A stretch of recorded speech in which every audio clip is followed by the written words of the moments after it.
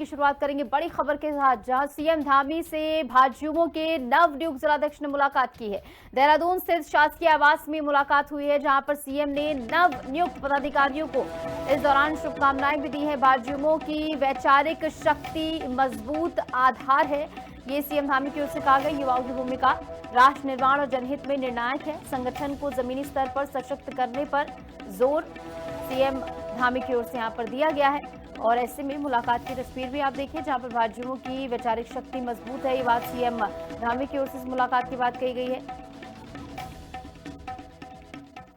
और इस बीच एक और बड़ी खबर आपको बता दें, अंकिता हत्याकांड पर प्रदेश में उबाल है, जहां कई संगठनों ने आंदोलन की चेतावनी अब दे दी है। न्याय की मांग के लिए उग्र प्रदर्शन किया जाएगा। सामाजिक संगठन, राजनीतिक दल इसमें शामिल होंगे। बड़ी संख्या में मुख्यमंत्री आवास का घेराव किया जाएगा। अंकिता मामले की सीबीआई जांच कराने की मांग जो है उठती हुई नजर आ रही है, और ऐसे में अंकिता के लिए इंसाफ की आवाज अब बुलंद होती हुई नजर आ रही है। कई संगठनों को की ओर से इसको लेकर चेतावनी भी दी गई है कि उग्र तौर पर प्रदर्शन किया जाएगा।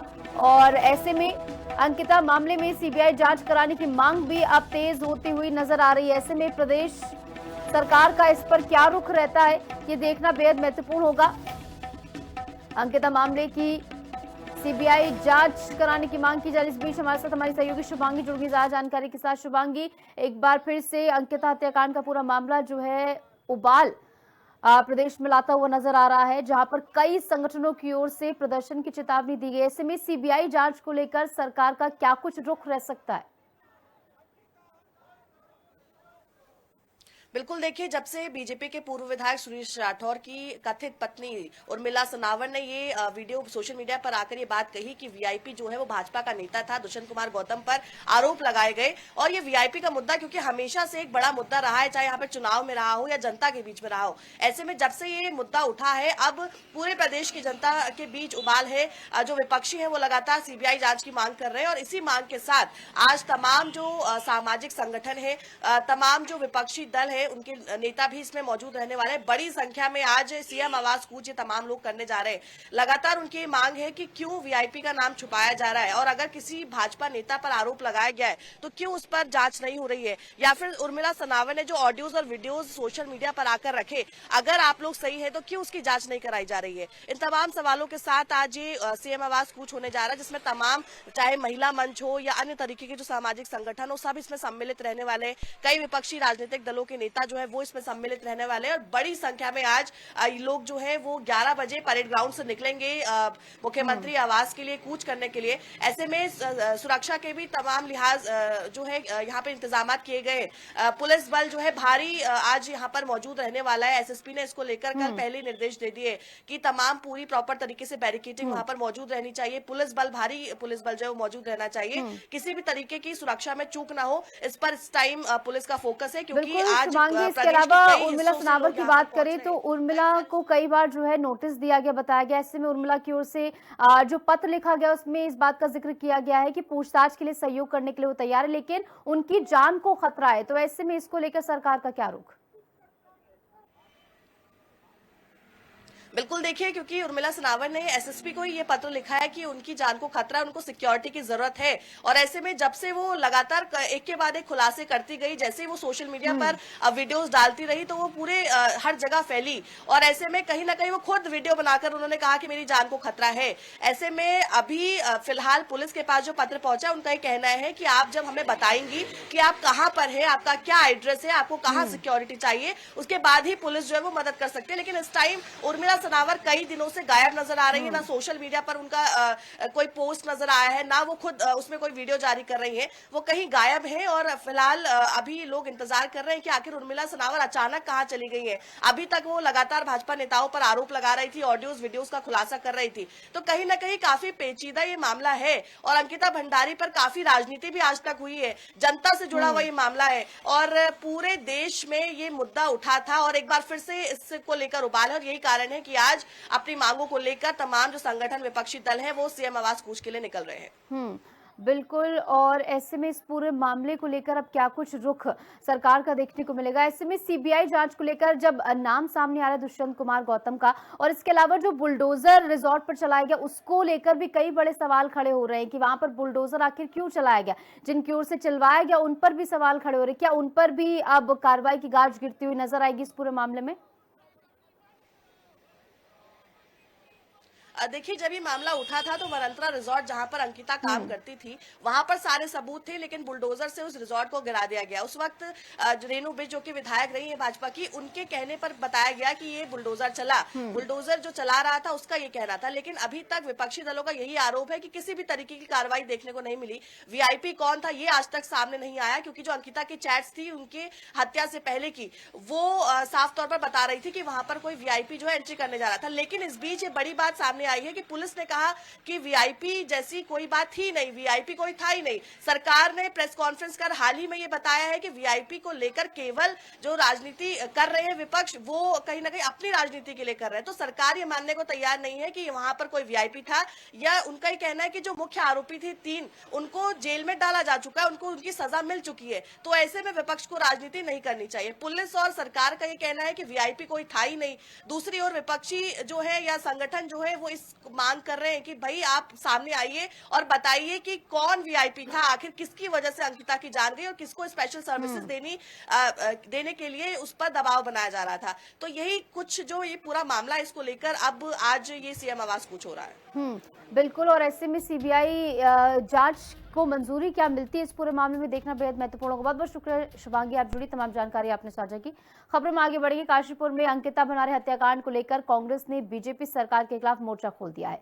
महानगर कांग्रेस कमेटी के नेतृत्व में एसडीएम कोर्ट परिसर में विशाल धरना प्रदर्शन किया गया। प्रदर्शनकारियों ने हत्याकांड की सीबीआई जांच और दोषियों की सख्त सजा उन्हें दिलाने की मांग करते हुए बीजेपी सरकार पर गंभीर आरोप भी लगाए हैं।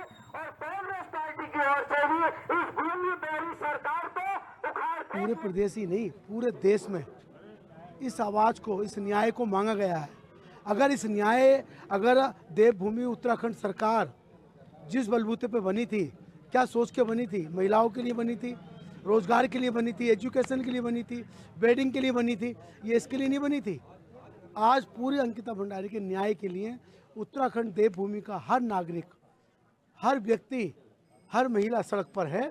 और मुझे उम्मीद है कि इस आवाज़ को, इस पार्टी की आवाज़ को, हमारी कांग्रेस की, हमारे नेतृत्व की आवाज़ को हर हालत में धाकड़ धामी जी को सुनना होगा और जल्दी इसे सीबीआई को भेजना होगा। दूध का दूध और पानी का पानी करना होगा। ये एक अंकिता भंडारी की लड़ाई नहीं, इन जैसी और भी हो सकता है। ये हर चीज़ का, इसके लिए न्याय के लिए बहुत ज़रूरी है। हम सबको मिलकर इसकी आवाज़ उठा रहे हैं। हमें उम्मीद है धाकड़ धामी जी की जो कान थोड़े बंद हुए, जो कहते हैं कि धाकड़ धामी जी फैसला ऑन द स्पॉट लेते हैं, ये फैसला कहाँ चला गया। महानगर कांग्रेस कमेटी के द्वारा एसडीएम कोर्ट परिसर में इतनी ठंड में, कड़कती हुई सर्दी में, और जिसके गवाह आप भी हैं जुगनू भाई और खास साहब, आप दोनों भी, आपका चैनल है और आपके चैनल के माध्यम से एक ये पैगाम जा रहा है कि अब तक इस भारतीय जनता पार्टी की गूंगी और बहरी सरकार ने, जिसमें कांग्रेस पार्टी हमेशा कानों में तेल डालने का काम करती है और आंखों में सुरमा लगाने का काम करती है, इसलिए सुरमा लगाया जाता है कि जो सरकार, इस सरकार को, उत्तराखंड की जनता को, उत्तराखंड की बहन की बेटियों को देखने के लिए काम आए, उनकी आंखों की रोशनी बढ़ जाए। आज ये धरना, विशाल प्रदर्शन, बहन अंकिता भंडारी, 3 साल से ज़्यादा का समय व्यतीत हो चुका है, लेकिन भारतीय जनता पार्टी की आंखें नहीं खुली हैं। भारतीय जनता पार्टी के कानों में तेल डालते डालते हम लोग बिल्कुल ही परेशान हो गए हैं और ये जताना चाहते हैं कि अंकिता भंडारी को न्याय मिलना चाहिए। ये कांग्रेस पार्टी जो है अंकिता भंडारी हत्याकांड की लड़ाई के लिए पुरजोर ताकत लगा रही है। उसके साथ आम जनता का समर्थन भी लगातार सरकार के खिलाफ कांग्रेस पार्टी को मिल रहा है। और ये खिलाफत, सरकार कहती है कि राजनीति कर रही है कांग्रेस, ये राजनीति नहीं है। ये केवल एक जिस महिला की या जिस लड़की की हत्या हुई है उस बेचारी को न्याय दिलाने के लिए, उसके परिवार को न्याय दिलाने के लिए ये लड़ाई कांग्रेस पार्टी सत्ता को हिलाने के लिए कर रही है, ताकि सत्ता के कानों में आवाज़ आए, आवाज़ गूंजे कि आम जनता या प्रदेश की जनता क्या कहना चाह रही है। अंकिता भंडारी को न्याय दिलाने के लिए सदन में भी हमारे कांग्रेस के विधायक लगातार अपनी लड़ाई लड़ रहे हैं। सड़क से लेकर सदन तक कांग्रेस पार्टी लड़ाई लड़ रही है और अंकिता भंडारी को न्याय दिलाने के लिए लड़ाई लड़ती रहेगी। बिहार की महिलाओं को लेकर दिए गए एक आपत्तिजनक बयान ने देश की राजनीति में नया बवाल खड़ा कर दिया है। उत्तराखंड की पुष्कर सिंह धामी सरकार में कैबिनेट मंत्री रेखा आर्य के पति गिरधारी लाल साहू का एक वीडियो सोशल मीडिया पर तेजी से वायरल हुआ, जिसे लेकर सियासी घमासान तेज हो गया। वीडियो में बिहार की महिलाओं को लेकर की गई टिप्पणी पर बिहार के विपक्षी दलों में भारी आक्रोश इस समय देखने को मिल रहा है। विपक्ष ने इस बयान को महिलाओं के सम्मान पर सीधा हमला बताते हुए बीजेपी को कटघरे में खड़ा कर दिया है। तो वहीं बीजेपी के मीडिया प्रभारी मनवीर सिंह चौहान ने कहा कि किसी भी महिला, खासकर किसी राज्य की महिलाओं को लेकर आपत्तिजनक टिप्पणी पूरी तरह अस्वीकार्य है।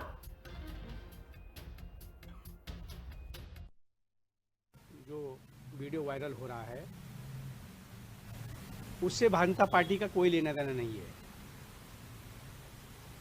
और उस व्यक्ति ने कहां पर, किस स्थान पर, किस संदर्भ में बोला, इसकी विस्तार से जानकारी वही देंगे। लेकिन भारतीय जनता पार्टी ऐसी सोच के व्यक्तियों की, ऐसी मानसिकता के लोगों की कड़ी निंदा करती है। और भारतीय जनता पार्टी हमेशा मातृशक्ति के सशक्तिकरण के लिए, उनके उत्थान के लिए समर्पित रही है। और ऐसे व्यक्ति जो भी ऐसी सोच रखते हैं और ऐसी मानसिकता रखने वालों की हम कड़ी निंदा करते हैं।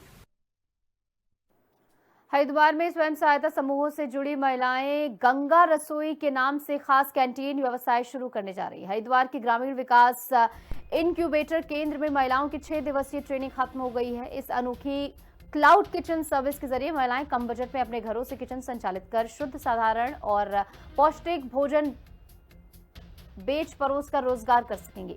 सीडीओ ललित नारायण मिश्रा ने ट्रेनिंग लेने वाली सभी महिलाओं को सर्टिफिकेट दिए हैं। इस दौरान महिलाएं अपने नए उद्यम को लेकर खासी उत्साहित भी नजर आईं।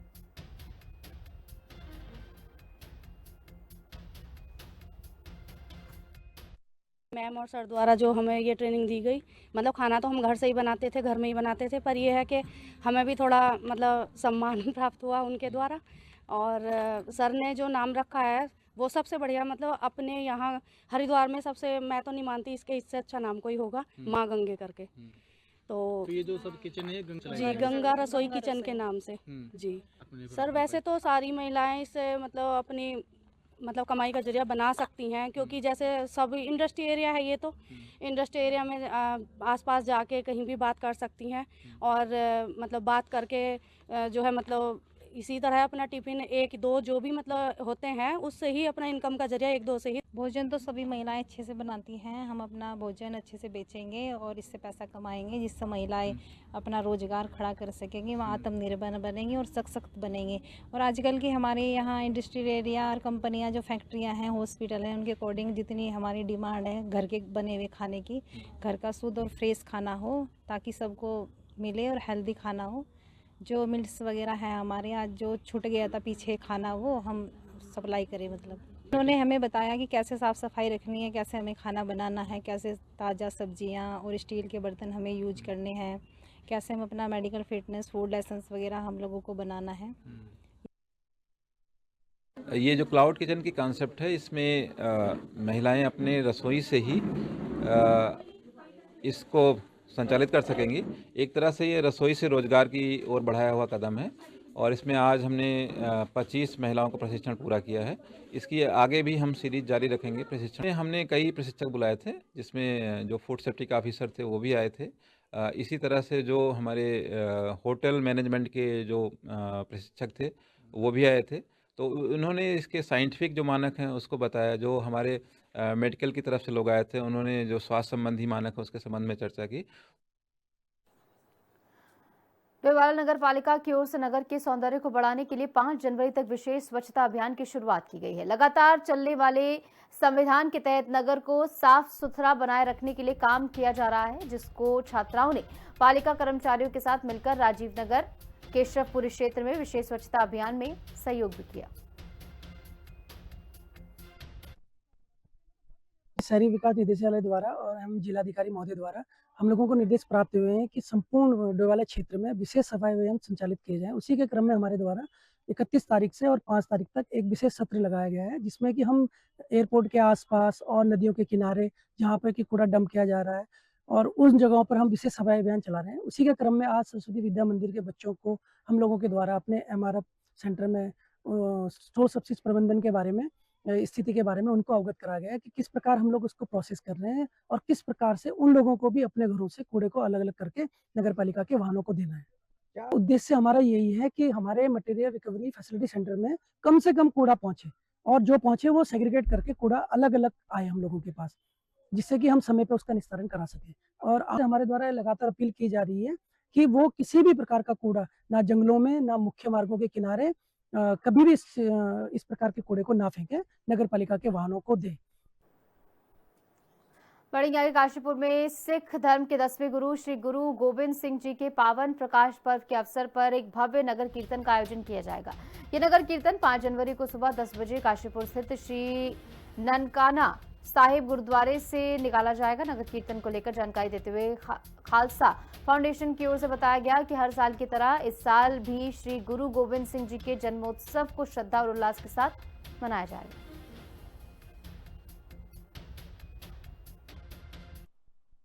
वाहेगुरु जी का खालसा वाहेगुरु जी की फतेह।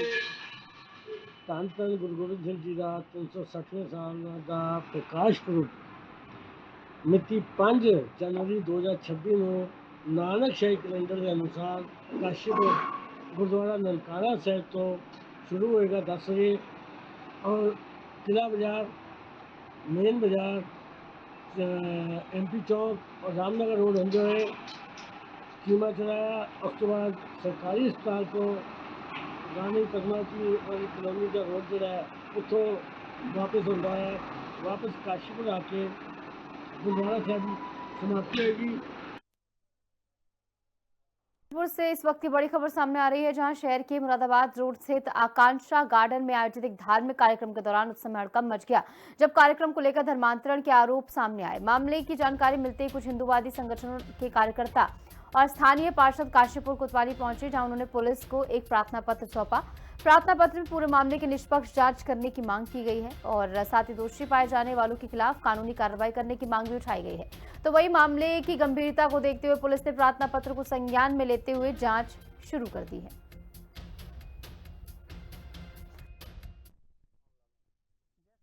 देखिए, आकांक्षा गार्डन में एक यीशु मसीह के वहाँ पे एक पीरियड चल रही थी, उनकी फंक्शन था कोई धार्मिक स्थल का उनका, तो उसमें एक अपना जैसे कि वहाँ पे फंक्शन चल रहा था, चलते चलते अब उसमें वहाँ पे हमारे कुछ कार्यकर्ता वहाँ के पार्षद के बेटा छोटे बेटा वहाँ पहुँचे अपने लड़कों के साथियों के साथ में पहुँच करके वहाँ पे गए अंदर, तो 4 दीवारों में बंद और दरवाजा बंद कर करके वहाँ पे वो पीरियड चल रही थी। पीरियड में धर्मांतरण का पूरा सीधा सीधा दिख रहा था यार वहाँ पे कि धर्म परिवर्तन के लिए इन्होंने ये सभा करी है और उसके लिए ये लोग वहाँ पे एकत्रित हुए हैं।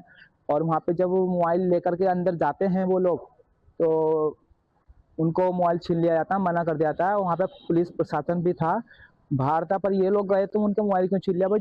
हम भी तो हनुमान चालीसा करते हैं यार, तो हम तो नहीं बोलते भाई।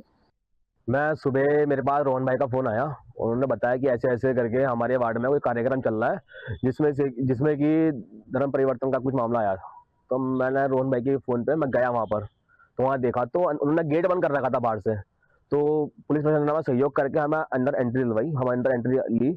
उसके बाद उन्होंने 15 मिनट हमारे ने जो उनकी खुद की मीडिया थी उन्होंने हमारे 15 मिनट खराब करे, 15 से 20 मिनट उन्होंने खराब करे। इतनी देर में जो अंदर 4 दीवारों के अंदर जो कार्यक्रम चल रहा था उन्होंने अपना तामझाम समेट के और वहाँ से सामान पैक कर लिया। जब हमारे सहयोगी उससे पहले अंदर गए थे तो इनका फ़ोन छीन लिया गया था। फ़ोन छीनने का मतलब तो नहीं, हम लोग जागरण कराते हैं, माँ मनसा देवी की शोभा यात्रा निकलती है। कल रात माँ बाल सुंदरी देवी चैती मंदिर में जागरण हुआ है, सब सार्वजनिक रूप से हुआ है, कोई 4 दीवारी के अंदर तो नहीं हुआ। हम लोग परमिशन भी लेते हैं, सब काम करते हैं, ओपनली करते हैं ना। मस्जिद है, मदरसे में कोई भी काम होता है ओपनली होता है ना, खुल के होता है ना हर जगह। आज सुबह मुझे जानकारी मिली कि कोई आकांक्षा गार्डन मेरे वार्ड में, वार्ड नंबर 38 आदर्श नगर में कोई कार्यक्रम चल रहा है। तो मैंने अपने सहयोगी से कहा कि भाई जरा जाके देखो यार वहाँ क्या कार्यक्रम चल रहा है। तो कुछ लोग वहाँ गए मेरे साथ के, उन्होंने वहाँ जाके देखा तो वहाँ एक कार्यक्रम चल रहा था ईसाइयों का। वहाँ जाके देखा, वो अंदर गए तो अंदर उन्होंने गेट बंद कर रखा था। ठीक है, गेट बंद करने के बाद वो अंदर गए, उन्होंने थोड़ा वीडियो बनाया तो उन्होंने वीडियो बनाने नहीं दी, उन्होंने मोबाइल छीन लिया उनका। अगर कोई भी कार्यक्रम धार्मिक कार्यक्रम कोई होता, कोई कथा होती है, कोई कुछ होता है, तो वो सार्वजनिक सबको देखने का अधिकार है। वो उसमें ऐसा क्या था, जबकि उन्होंने कहा कि हमने परमिशन करा रखी है, ये करा रखा, वो करा रखा है। तो परमिशन भी थी तो चलो कोई बात नहीं है, लेकिन अगर कोई कथा थी या कोई वो था तो वो तो सार्वजनिक होती है, वो तो सबको देखने का अधिकार है, सुनने का अधिकार है। मोबाइल की छीनने का क्या अधिकार है। बढ़ेंगे आगे। 2025 में उत्तराखंड के अंदर कई ऐसे बड़े हादसे हुए जिनमें लोगों की जान चली गई, लेकिन 2026 में इस तरह के हादसे ना हो, इसको लेकर परिवहन विभाग अभी से ही मुस्तैद नजर आ रहा है। तो वहीं परिवहन अधिकारी संदीप सैनी ने जनता से अपील करते हुए कहा कि हमारी जितनी सड़कें हैं वह भी सुरक्षित रखनी है और इसके साथ ही खुद भी सुरक्षित रहना, और ये जिम्मेदारी प्रत्येक नागरिक की है।